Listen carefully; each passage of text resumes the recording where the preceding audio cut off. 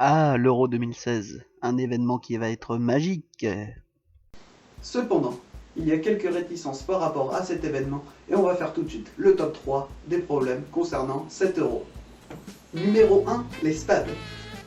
Voici l'image de la France avec les 10 stades qui accueilleront l'Euro 2016. On retrouve les stades qui étaient aussi là en 98, comme Lyon, Paris, Marseille ou encore Bordeaux. Est-ce que vous voyez pas un petit problème sur la carte? Aucun.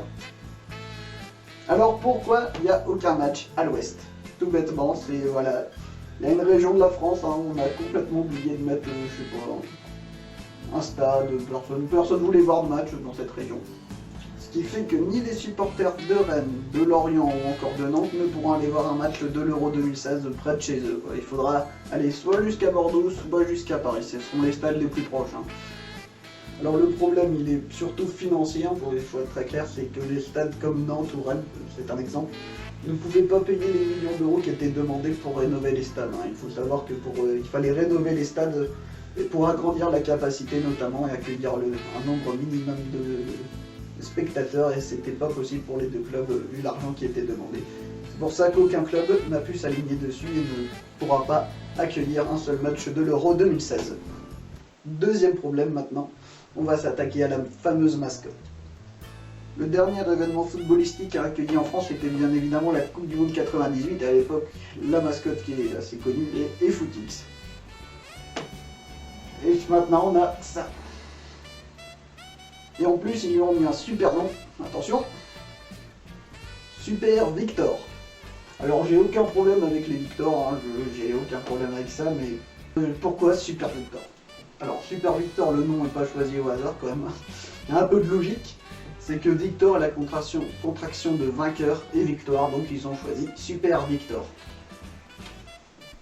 Oui, bon, bah voilà, c'est un nom comme un autre. Avant que Super Victor soit attribué à cette mascotte, on avait 3 noms. Dreamblue, Golix et donc Super Victor. Moi perso, j'aurais préféré Golix parce que j'aime bien Stark chez les Bretons. C'est toi qui as volé les tonneaux de Golix? Et on va finir par le numéro 3, et pourquoi l'Euro 2016 ne sera pas une fête à 100%, parce que la France, pour moi, ne sera pas championne d'Europe. Bon, alors, je préfère dire tout de suite, je suis pour la France, je les supporterai et tout, je pense qu'ils peuvent aller loin et tout. La gagner, je sais pas encore. Pour moi, l'équipe qui va gagner l'Euro 2016, en tout cas qui fera un magnifique parcours, et pourtant c'est pas un favori, c'est ni l'Allemagne, l'Espagne, l'Italie ou encore l'Angleterre. Pour moi, la favorite de ce tournoi, c'est la Croatie. Alors pour les gens qui ne connaissent pas trop l'équipe de Croatie, je vais expliquer pourquoi j'en fais un de mes favoris pour l'Euro 2016. Pour gagner une grande compétition, en général, il faut 4 bons joueurs. Il faut un bon gardien, un bon défenseur, un bon milieu de terrain et un bon attaquant. C'est souvent l'axe prioritaire pour espérer briller dans une compétition. Il faut au moins un joueur clé à chaque poste. C'est même un besoin pour certaines équipes. On peut essayer de gagner avec un goal d'un niveau inférieur, mais c'est très compliqué. Il faut vraiment avoir une très bonne défense ou concéder vraiment peu d'occasions. Donc c'est pour ça qu'en France, on explique, on a Lloris dans le but évidemment, Raphaël Varane en défense qui s'affirme de plus en plus, Pogba au milieu et Karim Benzema. Alors là, c'est là aussi ma petite réticence par rapport à l'équipe de France. Verra-t-on le Karim Benzema en forme avec le Real Madrid est plutôt très bon, il faut le dire ces derniers temps, ou le Karim Benzema en équipe de France qui est encore loin d'être exceptionnel et qui galère toujours un petit peu à prouver qu'il est très indiscutable en équipe de France. Ses performances au Real le permettent, mais sinon en équipe de France il manque quelque chose pour prouver que ça peut être un grand. Donc voilà, la Croatie, je vais vous définir les 4 joueurs clés surtout. 4 même s'il y en a un ou deux qui peuvent se rajouter. Dans les buts, Daniel Subasic. Pour ceux qui ne savent pas, c'est le gardien de Monaco. Bon certes, c'est peut-être pas le plus grand gardien croate de l'histoire, mais Subasic fait une très bonne saison avec Monaco et il brille. Il fait pas de grosses bourdes non plus, il est assez bon d'ailleurs, il a déjà sauvé Monaco quelques fois en Ligue des Champions, notamment au début. Donc voilà, Subasic est un élément important de l'équipe de Croatie. Peut-être le premier point faible de la théorie, c'est la défense. La Croatie, c'est plus que c'était, voilà. Mais il y a un joueur qui peut peut-être symboliser l'armée croate, je pense. C'est Cerna qui a 33 ans et est encore en équipe de Croatie. un nombre incroyable de sélections, enfin bref. Il est toujours là, il est toujours aussi solide, hein, qui a fait une bonne Coupe du Monde. Mais surtout, le gros point fort de la Croatie, il faut le dire, c'est son milieu de terrain. Ici, on a un duo qui s'appelle Rakitic et Modric. On a donc Luka Modric au Real Madrid, titulaire à côté des Cristiano Ronaldo, Gareth Bale ou encore James Rodriguez. Donc on a Rakitic au FC Barcelone qui commence à prendre de plus en plus d'importance dans le jeu catalan. Franchement, il commence à bien remplacer Xavi, même s'il n'est pas encore vraiment parti, mais il joue de plus en plus, donc voilà. Et c'est surtout deux très grands manieurs de ballon, hein. C'est notamment Luka Modric qui sur une passe peut faire la différence largement, éliminer 5 ou 6 joueurs, franchement, il a une qualité technique assez incroyable. Et ces deux joueurs pourront donc alimenter des centres, notamment pour le buteur de la Croatie, si on espère s'il n'est pas blessé et pas suspendu, Mario Mandzukic. Voilà, Mario Mandzukic est quand même à un niveau très très bon en ce moment. Pour certains, pour ceux qui connaissent un peu le foot et ceux qui suivent un peu l'actualité, pour certains, c'est le cliché du joueur qui attend les centres et qui fait juste des têtes.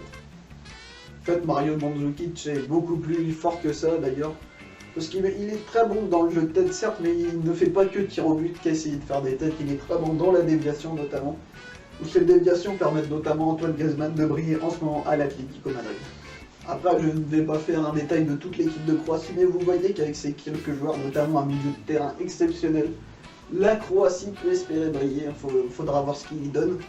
Voilà aussi pourquoi la Croatie, pour moi, peut être un candidat crédible au titre à l'Euro 2016. C'est que ça a toujours été un adversaire difficile à éliminer dans les grandes compétitions ces derniers temps. Et de la Coupe du Monde au Brésil, où il aurait pu largement passer. Enfin, la Croatie aurait pu faire une grosse performance dès le début en battant le Brésil, ce qui aurait été quand même assez incroyable. Mais la dernière fois qu'il y avait une grande compétition internationale, c'était il y a 2 ans, donc c'était l'Euro 2012. Donc on est à la dernière journée de la phase de groupe et on a donc un match important, Espagne-Croatie. C'est donc un match serré qui se passe entre l'Espagne et la Croatie, pas beaucoup d'occasions. De mémoire, il y a une occasion importante à un moment où c'est Modric qui trouve un joueur de la tête, enfin une occasion assez sérieuse, qui est cadré très dangereux, et Casillas, le gardien espagnol, fait la parade décisive. Et puis juste avant la fin, quelques minutes, Iniesta marque le but de la victoire, 1-0 pour les Espagnols. Ils ont failli éliminer le futur vainqueur. Ouais. Et évidemment, quand on pense à éliminer la Croatie dans une phase finale, beaucoup de gens évidemment vont se rappeler de la fameuse demi-finale de 98. C'était un match serré jusqu'au bout, voilà, 10 contre 11, les Bleus ont tenu, s'étaient qualifiés. Donc voilà, la Croatie c'est toujours la bête noire dans les compétitions. Voilà, donc la Croatie a ses chances à l'Euro 2016, pour moi c'est le challenger numéro 1, certes, c'est pas celui que tout le monde attend. Et c'est peut-être aussi un choix par défaut, puisque aucun des favoris ne semble actuellement super fort, même l'Allemagne championne du monde. Mais évidemment, on reste supporter de l'équipe de France qui, on l'espère, arrivera à briller. Bon, déjà les qualifier, bon, ça va. Voilà.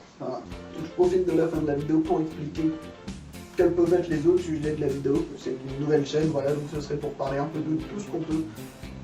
Pas tout ce que l'on peut trouver dans le foot, mais un peu voilà, des pronostics sur des championnats, sur une compétition en particulier, sur un joueur en particulier qu'on peut détailler tout ça, voilà, qu'on peut mettre en rapport avec d'autres choses.